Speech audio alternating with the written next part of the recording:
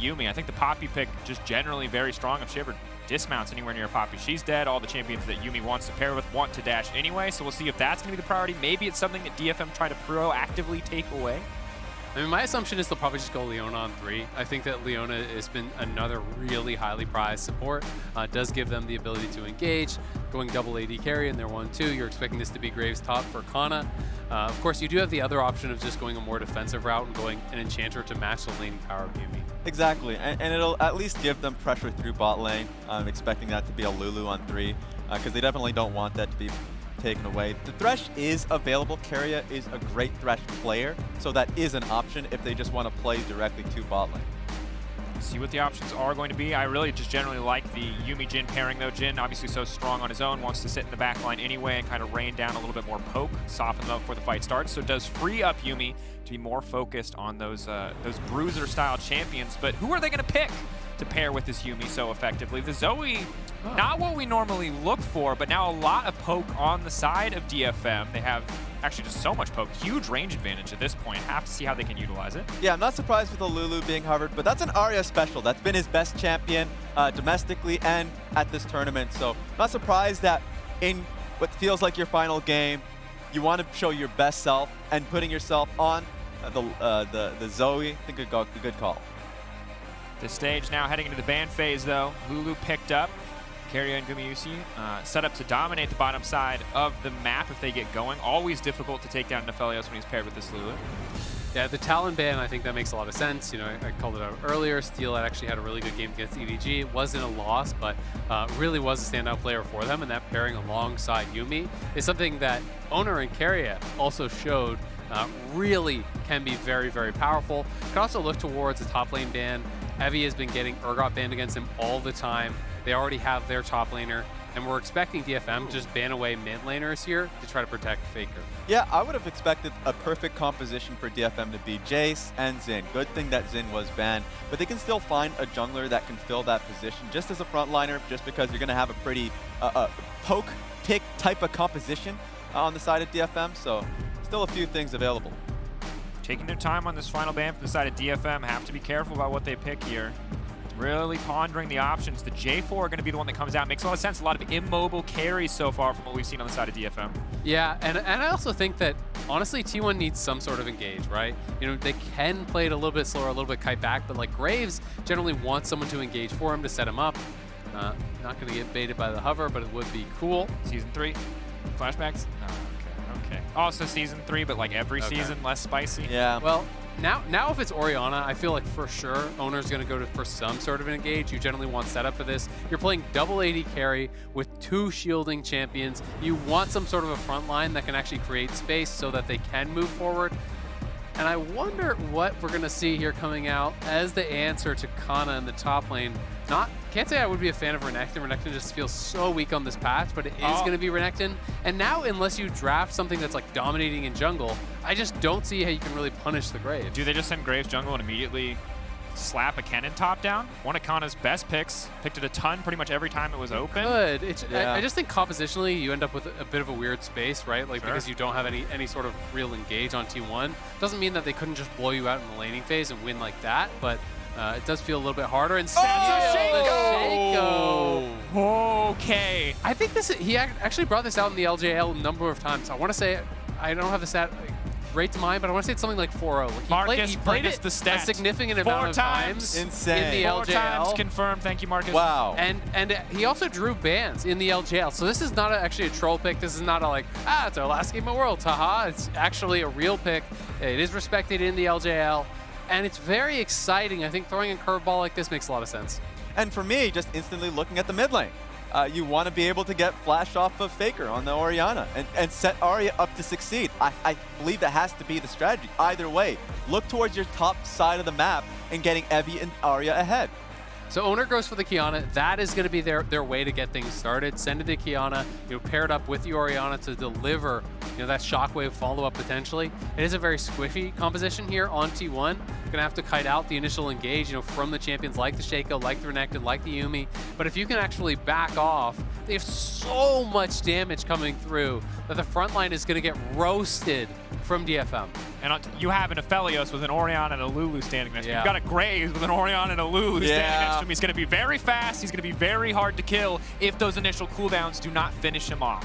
That being said, if you can get ahead here as DFM, and that is a big if because T1's early game is legendary, you can run over these types of squishy compositions. You find an engage from ahead, everyone can start to crumble on the T1 side. That's why I'm interested in the first clear here for Steel, because if you can get a flash through mid lane or change up timings on the top side of the map, so now, sure, Graves, who's been throughout the tournament running rough shot top lane, getting pushed it off, just picking up plates on turret, then great. You have a Renekton that's rolling. You have a play around Dragon, maybe even a TP advantage. So really interested to see what Steel's pathing is.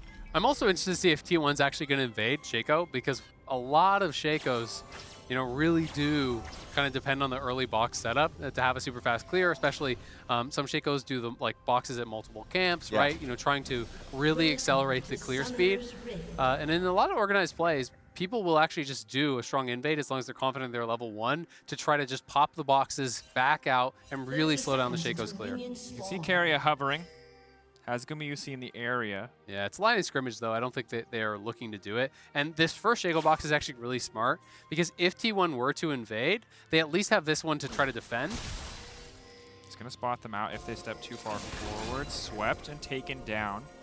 But now they can be reasonably sure that Shaco is starting on the top side, or at least not able to start multiple camps as they've cleared Raptors. Maybe he is on red, maybe he's on top side. They're not 100% certain. You can even see here on top side, Canna just walking in just to get any vision on if he could see Shaco.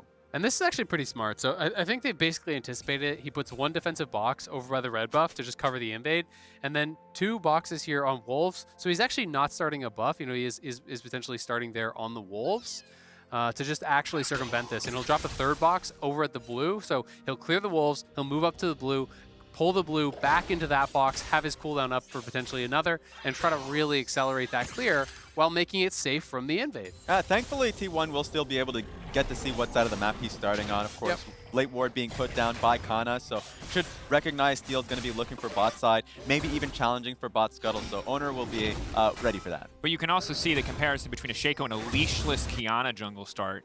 The pace, obviously, very much in favor of the Shaco early on. Has Ignite as well. So see how Steel wants to play this. If you've played solo queue ever in your life, you know how miserable it is to be ganked by a Shaco.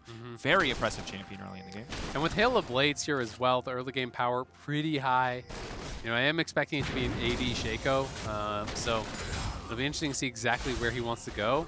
If he's going to go straight towards Mythic, if he's going to go Ghostblade, which we've seen a lot of lethality champions rushing towards, or even something more like an Umbral Glaive to control vision. He's pinging this top side, and so good thing Canna was able to get that ward off so he can just back away from the wave and play as safely as possible. It makes it so now Oner knows that he can play for this mid lane for Scuttle, but Faker... Going in, is immediately going to get the flash out, 2 ship poison on top of that big early damage. I love that. He didn't even use the Ignite. It's so common to see people just autopilot on that, press the Ignite on their first gank, but he forces the flash without using it, and now could run into Oner here, and he would have Ignite advantage, but Oner does have red buff and Steel does not. Be difficult. Is he going to go for the play? If he baits him into the box, it should be decent setup. Backstab going to be important here, but good ward from Oner just to make sure he has been the entire time. And just take a look at the bot lane. You're going to have Gumayusi and Keria moving up because they've had Prio now. So even with the work Steel's been putting down, going to be pushed off of Scuttlecraft. And I got to say, while Faker did have to burn flash there, and it's been a solid early. If Steel hold that thought, Arya going forward. Big damage. Finished in first blood, and Faker! This man does not stop. Last game was the Twisted Fate show. Even though it was a loss, he comes out and he first bloods Faker 1v1. Back-to-back games. Arya showing up and they're TP top. Zoe now coming in as well. Evi now dashing through, stacking up the rage, has Conqueror proc. Not going to be able to see him in the smoke screen, but now they're stepping forward. Kanna's going to be in trouble dashing into the bush, but Arya can just walk forward. He doesn't have enough health. Arya taking his time on this one. This man is out of his mind. 2 kills already. Crown this man. Insane start from Arya, and really smart from Evi to just play around the minion wave so Graves couldn't even get a return kill there. And I honestly did not think I would need to use this graphic today, but here we go. Let me remind you, that we are expecting 5-1, 5-1 tiebreaker end of the day. We want to complete the EDG T1 best of 3. That's what the people are waiting for. But DFM, they're looking to get one win on the board. If they get that one win over T1, EDG beating 100 Thieves, unless 100 Thieves also beat EDG, that's EDG out in first, SKT out in second, T1 rather. Yeah, I mean, that'd be a huge win. I will say Steel's clear has been incredibly slowed down. You know, they were playing so heavily around that bot scuttle, and he still had all 3 bot side camps available. He now did get his red, but he lost his Krugs. Looks like he's going to lose his Raptors here as well. And we can watch this one more time, just walking straight up, using the cleanse for the move speed, auto into the sleep, backs out of turret range, and then the paddle star around the minions, plus the empowered auto, the stolen flash to bounce right back out. That is clean from Aria. Absolutely. Oner now stepping forward, though, on the bottom side. They're going to have to respect it on the side of DFM. Already one plate getting taken down. Remember, Shaco was the crazy variable. Aria certainly coming out as well, something T1 might not have been ready for. But otherwise, across the map, it really is a full court press. Mid lane really the only strong point right now for DFM. Faker potentially in trouble here. 2-shoot poison. No follow-up auto attack. Yeah, just thought of fog there. And just a reminder, Shaco is not seen if he queues in fog anymore. So still a positive thing for Shaco players there, where no flash on Faker, just losing HP off of these ganks. And you can see Evi's trying to hold the wave, but this always gets a little bit dicey when you're already kind of low on health. You know, he's trying to make it feel risky for Canna. Canna's so healthy, and he does have a ward in the river. And until you actually have levels on Shaco, like, you can't just queue over the wall and get all the way into the lane. So he's feeling pretty safe, and I do think that Evi overplayed his hand. When you really try to freeze into a heavy wave like that, you take so much harass. And unless the jungler is there immediately to punish, it doesn't get you anything. And in this case, T1 is actually looking to dive instead. Unless Evi hits 6, he's in danger. Oh, the whip. Canna just hit level 6. Ulti going wide is big. Oner can now step forward. Waterblade, if he double dashes to the wave, will he hit 6? Wants to clear it, is immediately going to hit 6, is immediately now going to ult. He's holding on and he's moving back. That's Oner's flash gone. Steel now on the way in. Ignite coming in from the invisible Shaco. Will now be revealed. Canna holding the line though, playing with confidence. That was actually really well played. Evi dashing into the wave, killing just enough minions to get 6. They get 2 flashes off that for just the ulti and the ignite. And Steel also just backing them up there, was on Grom and in position in case that were happening, so they didn't feel concerned about it. But yeah, it started with Evi taking a bad trade, but in the end, able to defend him. Evi now going to push this wave in. Canna backing off. Looks like they are going to fish for the collapse here. Steel, of course, has already backed Evi. Right when we praise him, it might be a little bit too late, but there's no CC here, and that means he should be able to make it out. Looks like got the burst damage, barely! Ooh. Oh, yikes. That actually hurts. I thought he was at least TPing to base, so he would have been back to base quicker, but does get out. Unfortunately, means his recall is going to be pretty delayed, as he was just TPing to that tier 2. But either way, does escape. And maybe Steel needed to stay around a little bit longer, but I think they made the read. Canna's really low. They both just flashed. They expected T1 to have reset. They stay out on the map for a longer time there. They do get out the TP. And so now I'm seeing T1 stabilizing, and a lot of it's based off of Gumayusi and Keria. Earlier on, they were able to threaten dive, push Gaeng and Yutapon off the wave, and so they're behind. And they've been at under turret for quite some time, so maybe Steel can upset that. He is positioning for a gank. Invisible has a Yuumi attached to him. That's an obnoxious combo. Gumayusi, though, the sidestep. Exhaust immediately coming out, and he's firing back. Polymorph on the Shaco. Very squishy champion. Ulti now coming in. He is not scared of that Shaco. Instant turn to burn from Gumayusi. Perfect guns. Perfectly played. If Yutapon was able to get that snare on Gumayusi, that would have changed a little bit more. But man, what a great response from them and Keria to get the kill back. Yeah, it's all about the sidestep from Gumayusi there. Just beautifully played by him, dodging the Jhin W. And as soon as that comes down, Steel knows that he can't actually close the gap, so he's immediately retreating, but he is not 6. His farm has been very slow here. You can see a number of camps actually behind Oner, who already is 6. So you don't have a lot of defensive tools there. When you use the Q in, no way to really get out. Yeah, and it's getting worse and worse here. Just taking a look at this now on the setup. I like the idea because T1 would be in position for a dragon, as you can see, with Oner in the river. But yeah, they turn it on their head, able to get enough damage, Ignite also pinging so they can get the kill on towards Shaco. Now looking towards Rift Herald. And the thing is, if you make a single misstep in that gank, you are guaranteed to die. He had no ammo on 2 guns, which means he gets to cast 4 abilities in the space of half a second, and he might get to do it again. Steel now running. Evi now going forward, just wants to focus his kill on Canna, and he's going to grab at least 1. Fury not stacked quite yet. Steel has to be careful on this one. Level 6 has the ultimate and can use it, but the Yuumi will reveal who the real one is. Still, the clone Shaco going in. The Renekton locked into the wall. The Shaco locked up anyway. Keria can backstep, but now they're going in. It's a fear coming out. Evi will go down. Yutapon stepping forward. Faker, no mana in the area. Ari Arya is here, force shot available, but Gumayusi just gonna start to walk it down. DFM, scrappy fight on the top side. Yeah, DFM did not expect everyone from TM to be there, or T1 to be there rather, as the bot lane was already there when Steel jumps over the wall and Gumayusi and Keria are waiting for him. They were not ready for that, but Evi does get the solo kill on the Canna, so not bad whatsoever. Yeah, the setup happened during the replay. And it looks like now Steel's looking for another play on Gumayusi. But in the end, T1, their aim was Rift Herald. They can still go towards it. They're keeping their bot side up in the top lane. And so it's going to be pretty difficult for Detonation Focus Me to kind of try to stop them. Here they are. Oh, very high stakes to go into the Aphelios. He's got all the guns that he needs. He's going in. He's healing up. What are you doing? This is when the champion is the strongest. You just walked right into melee range. Your red gun, white gun, and a Lulu right next to you. Steel learned that one the hard way. Red, white, don't fight. Yeah, that was a math test, and DFM did not pass. They didn't have the calculator. Nope. It's hard without the old Red TI plus white 83. equals gray. That's the math on There that it one. You hate to see it happen. You do hate to see it. T1 now pushing in the mid lane. Their lead steadily growing. Yes, some strong individual moments from the side of DFM. Arya now fishing in for big damage. And while that looks good, the 2K gold deficit certainly does not. That's true. But if you squint, you could only see what was happening in the middle of the screen. Like, DFM's doing great. If we highlighted it like one of those Chinese TikToks where you can't see the scoreboard whatsoever, just a little right there, it would have been perfect. Ooh, Faker. So Shaco definitely not working out so far. I mean, it's tough, honestly. You know, you're playing essentially like what works as an assassin here, kind of. And every time he's going in against Keria, he has to use the Q to actually get in.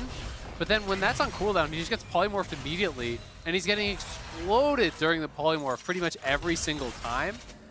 Really starting to actually struggle, both to keep up in farm and to actually really get anything done in these plays. That's why I want them to use Arya a little bit more. A lot of the times they think they're strong enough to be able to just come in as a trio, knowing that Oner is back in base, or earlier on in the game knowing that Oner was in the opposite side of the map. But just use a strong point of the map. He's been doing really well here, and now they're trying to make that happen. Okay, damage, but while we all know what it feels like to play against a fed Shaco, you might now recognize what a behind Shaco does, and it is very little. Yeah, I mean, Steel is so unthreatening. Like, you have to kill Gumayusi to do anything. Gumayushi's playing with Exhaust. He has Keria behind him on the Lulu. He has a full shield bow completed, and it's a phage pickaxe. You know, there's no threat whatsoever from Steel. So at this point, T1 should feel confident to just show up to objectives, start taking them, and make DFM come to you. It really is just going to be the Gumayusi show. Of course, all of T1, though, looking relatively strong. You can see Faker still mid-lane pressure, still getting plates, but he's going to go Tabby, he's going to go Collector, and he's going to one-shot you. He's not going to need to auto-attack. He will just push abilities. Yeah, and once again, Yutapon and Gaeng have to leave this turret. This free turret plate's there, going over to Gumayusi and Keria. And yeah, Rift Herald being placed. This is something that T1 can just do on repeat. Regardless of where Gumayusi and Keria are sitting, they can just consistently play around this strongest piece, and it's working out well for them. See the struggle for Steel. It's just going to take a lot of time to clear that out. Arya flashing through, trying to outplay Faker. Faker flashing over the wall, however. Portal jump, where's it going to go? Second Herald charge on the bottom side. Arya desperate to finish the kill, but will not find another 1v1. Has a stolen flash. Faker forced to retreat, so Arya should be able to trade a little bit of something back. And I've got to say, yes, it's very clearly looking like it's going one way at this point, but Arya has played like such a monster today. He is truly showing that he is world-class. He absolutely gapped Avadaga last game. He's gotten the kill, and he's gotten the pressure on Faker this game. Yes, he got some help from Shaco, but he is playing so well today. Definitely is. Oner's going to do what he can to catch the experience and the wave, and T1 just steadily pulling ahead. Again, small moments, good moments from DFM, but sadly the Shaco really shut down in the early game. Makes it feel like it's going to be so hard for them to get anything done to stop T1's steadily snowballing gold. Yeah, they have to do something about Canna here. I say that as Gumayusi and Keria are back in the top lane to back him up and get this top turret. But he's just been a beast throughout the tournament, having the highest CS differential, and overall has been getting a lot of draft resources. The Graves has been a real power piece for him. He's also getting a lot of Oner resources up there in that top lane. I think the difficult part too now is they just keep sending him to different lanes. He keeps farming, he's pulling ahead of the Renekton despite having 2 deaths already, and now Gumayusi, they're just using him as a strong point, rotating around the map, breaking down all these towers. Is he going to get the plate before 14 minutes? No. No, he is not. Yep, well, they did take that tower down. The lead really growing here now for T1. The Chemtech Putrefier is done for Keria. 2,000 gold lead there on the AD. 1,500 on supports. There's nothing to sneeze at either. And I mean, really, it's becoming very difficult. The only one who has a lead is Aria, and it's small enough that it's going to be difficult for him to make anything happen. Yeah, and if you take a look at the top side jungle here, just great amount of vision control there for T1, and there's a ton of gold being put on this second tier turret. So right now, DFM have to try for a play, and it looks like it's going to be on Canna. Canna now backing off. That's the Shaco clone, but instantly going to see that deleted. And now suddenly, there's a Qiyana running. He's going to get caught out by the sleep. Aria not going to turn back and try to fire again. Steel waiting in the darkness, but he's just forced to recall. T1 really not scared of DFM whatsoever. But that's the benefit here from having so much vision in the top side, is that they didn't see them cutting through the top lane straight to the jungle. And now they're going to have first touch of this turret. So great job from T1 overall, making use of Gumayusi. I mean, they just know they're so insanely far ahead. You just send Gumayusi up, start hitting the tower. Orianna and Lulu stand behind you. What are they going to do? Their wave clear isn't strong enough. They can't actually walk up to them and fight them either. So there's bleeding towers left and right here. They got both up in that top lane. They move mid. They take that. And T1 really starting to run away with this one.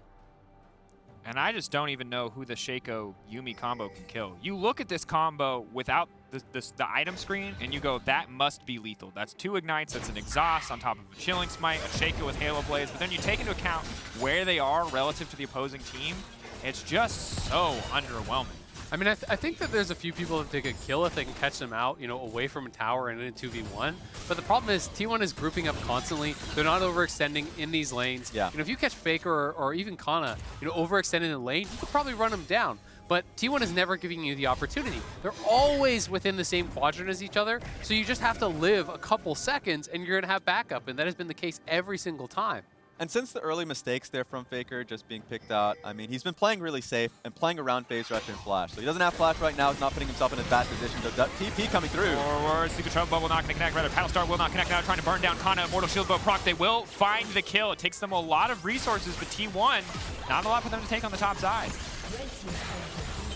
Well, Herald just spawned, so never mind. I take that back. Yeah, the jungle camps being taken down. I mean, at this point, they're just going to try and at least chip at this mid lane inner while Rift Herald is being placed here. And with how much vision that they have on the map right now, they could actually just say, we're not going to base, we're just going to use Rift Herald now, and then bounce between both mid and top lane and just choose with one has the biggest wave.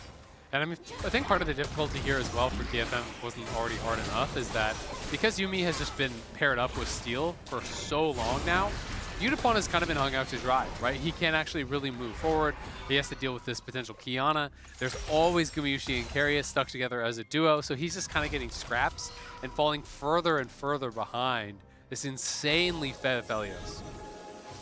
Definitely an incredibly difficult map state. DFM, respect for fishing for the opportunities, finding that, but it only gets harder again as Graves gets more items under his belt. You can see starting to work towards a BT now at this stage of the game. And the man who's going to be unkillable, I think, for the rest of the game, short of a miracle from the side of DFM, is Gumayusi. You see it now. Collector finished. He's the conqueror, lethality of Aphelios. This is so oppressive if it gets a lead. Yeah, he's huge right now. So next fight, I would imagine it to be around Dragon.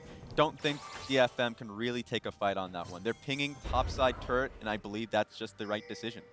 Just try and trade across the map. And if we're just talking about the support jungle duo, it seems like Canna's going to be needing some defense. Shockwave to delete the wave. You like it. Steel. Let's get the ulti down. Faker isolated to the side. And they are going to be able to break down mid tier 1, but it looks like at the cost of bot tier 2, maybe even tier 3 if the Herald can get a second charge. It's going to get a second charge for sure. They haven't even started their recalls until just now, so it's going to be a while. I don't think that they'll be able to finish it off, but T1 is just going mid. They're going to push up that as well. So they're going to try to threaten multiple tier 2s at the same time here. And again, the gold lead is extending further and further, and they will get that tier 3. Now the wave is set up in the mid lane as well. DFM, maybe they try to go for the fight here, but the tower getting lower and lower. Evi going to dash in. Is going to get some good damage in with the Gore Drinker as well, but it's just going to get popped. Has the ultimate, has the Gore Drinker, but it's not nearly enough. Red-white, definitely time for DFM not to fight, to back away. It's getting depressing really quickly, Drakos. Yeah. It's getting to that point.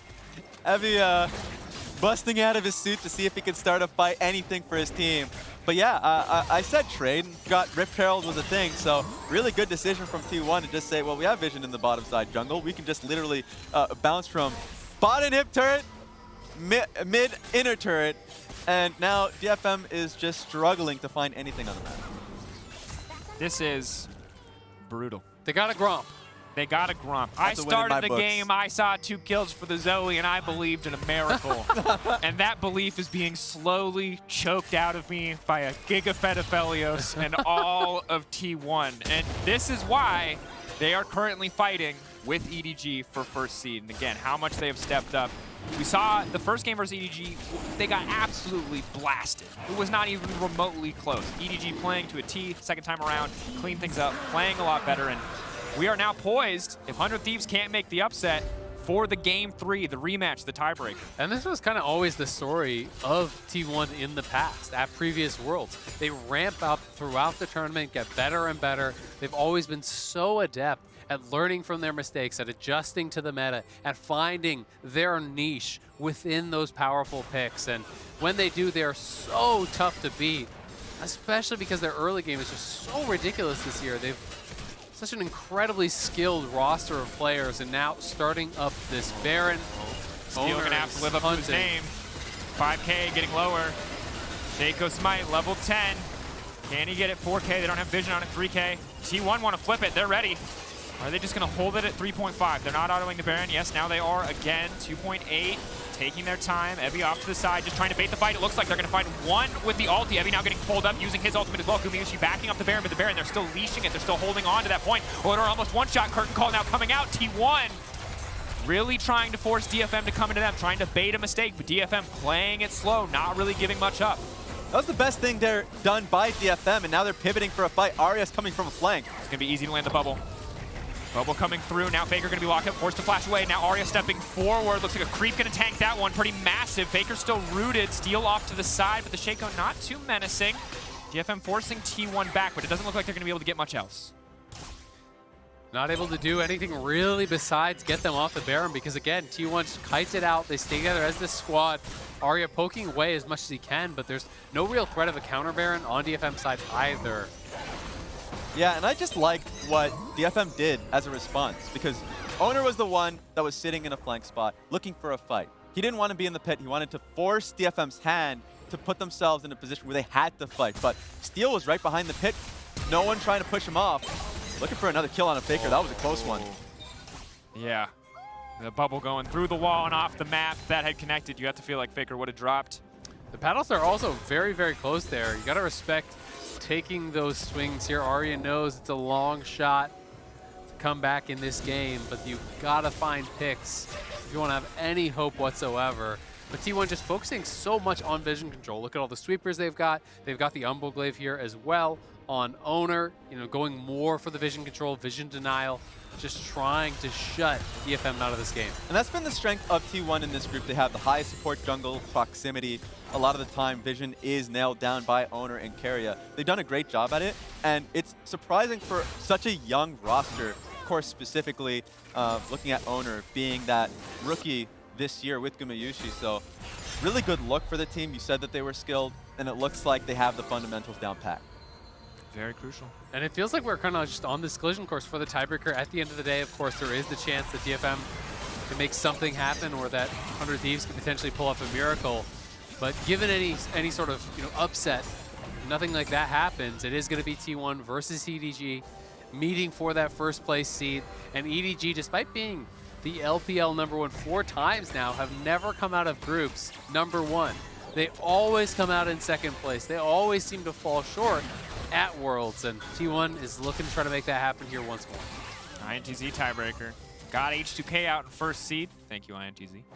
Part of the 2016 run. C, EDG can make just a small bit of history today by taking T1 down in the tiebreaker, but of course, one game at a time for now. Steel locked up, has to play careful. Of course, the yuumi is getting stronger. She does have the Luden's Echo completed, so isolated members of T1 are still very much vulnerable, but when they play as kind of this death ball, it's so hard to get through both the Orianna and the Lulu shielding. Yeah, they're going to have to go back there. I guess the blue trinket is being hidden by the control ward, but ultimately, wow, that's a lot of damage on towards Oner. They just wanted to play with time there, knowing that Graves was just threatening down bot lane. No one was responding to him. Now Renekton is going down there, but think T1's doing a good job playing it respectfully, and now they should just start up. Yeah, there we go. Yeah, they're going to try to force here. I mean, they have no engage, so they can't really pick a lot of their fights. The only way to get fights is to actually go to the Baron, but then they have no tank, so the Baron is somewhat dangerous. They're relying on these shields. And DFM trying to get in here to stop them, but it is going down fast. Steel leaping out, Evi off to the side. It doesn't look like they're going to be able to get into the pick. Can they do it, Steel? Can he find the miracle? He ults, but that just means he does not have time to land the smite. DFM now trying to force the fight in the meantime. Gumayusi on the backside, but he has not taken any damage yet. Red, white, do not fight. Do not take this one. Gumayusi finding kill onto the Shaco. In the meantime, all of DFM running. Yutapon got the 4-shot in the extra movement speed. Arya trying to lay down some damage from downtown, but Evi just going into the meat grinder and getting chewed up. Oner can leap forward with the water blade in a moment. 3 members of DFM left standing as they back away, but T1 with the Baron can push in for so much more. Gumayusi, oh yes! Okay, I see you. Oh, that's Oner Faker. is Hello, styling. Faker. Here we are. Hello. Faker TP. Arya fishing for one more kill. Won't be a solo kill, but goes golden. Canna there to body block the fall at Paddle Star, and T1 just marching down mid lane. They've got a Baron empowered wave. It might be enough to end the game, but Steel coming back. It feels like instead it will just be 2 quick inhibitors picked up. Hey, they want to go for it. At least Kanna's just trying to pressure that one turret. But yeah, just take a look at this. It's just insane. Gumayusi unkillable. Doesn't need to use his sums on that one. On one side, and on the other hand, Oner looking from a flank, and that's just been what Oner has been doing throughout this game. Has been really creative with the vision that they do have. And taking out this axe effect replay here, DFM wanted to push in. A great call to use ulti just to stun up the members of DFM so they don't have a chance to steal. Yeah, and then it's all about the shockwave from here. As the 3 members of DFM try to exit out, Faker finds him as he has so many times before. No chance for them to get in, no chance for them to get away, and Faker again. Locked up. Faker taking his time with this one. Clockwork wind up and a command attack gonna finish that kill off. Steel running, he's invisible, but T1 are still hunting him down anyway. On the chase, Whimsy does come out. T1 feels like all but certain victory. You're looking for really miracles, true, actual, honest-to-goodness miracles at this point for DFM, is T1 now pushing on the top side and are set to end the game. Yeah, and it's going to be a tough one for DFM overall. Really hard not being able to find that win, but a great showcase of their talent. Arya has been a real great star, but they have to draw the line in the sand somewhere. One last fight. Maybe ulting, they can see that one coming. Steel going invisible. Faker potentially off to the side, but no, Gumayusi still finding these kills left and right. Doesn't matter what guns he has anymore, he's just too far ahead. All of T1 now collapsing on the Nexus, going for a few more cheeky kills. Why not? They've got the time, and it is certainly their game, but absolute dominance here from T1. Made no mistake about it, T1 grabbed their 5th win of the group stage here, and now will be guaranteed at the very least the tiebreaker for first. They become 100 Thieves fans, see if they can knock out EDG, save them a little time at the end of the day. But if that does not happen, we are going to be having that tiebreaker between T1 and EDG, who has been getting ramped up here in week 2. Yeah, and T1 is just a scary team. Jungle, top lane, have been a real force in this tournament. And Oner on his Qiyana, this is a great showcase of just his creativity, as I mentioned. A great playmaker. They don't have to start and flip around objectives. They just want to force those fights, and their team fights have been crisp. And I think the thing that I really love from the side of T1 is that, in Gumayusi, obviously you have so many individual performers, but in this game, Shaco, obviously not something you're probably scrimming against, not something you see a ton. You played against it in solo queue. Despite that, the team reacted so well. That little ward on the top side for Canna, very big difference. The confidence to move in, getting bot prio, contesting the crabs. And while, yes, maybe there's some arguments that Steel could have played it differently, I think the one unknown element, this Shaco pick, they played so well around. Yeah, I mean, they played very well around the win conditions of their opponents, trying to lock them down, trying to cover their bases, make sure that they weren't able to snowball. And then honestly from there, it just felt like it's a skill difference, right? T1 are so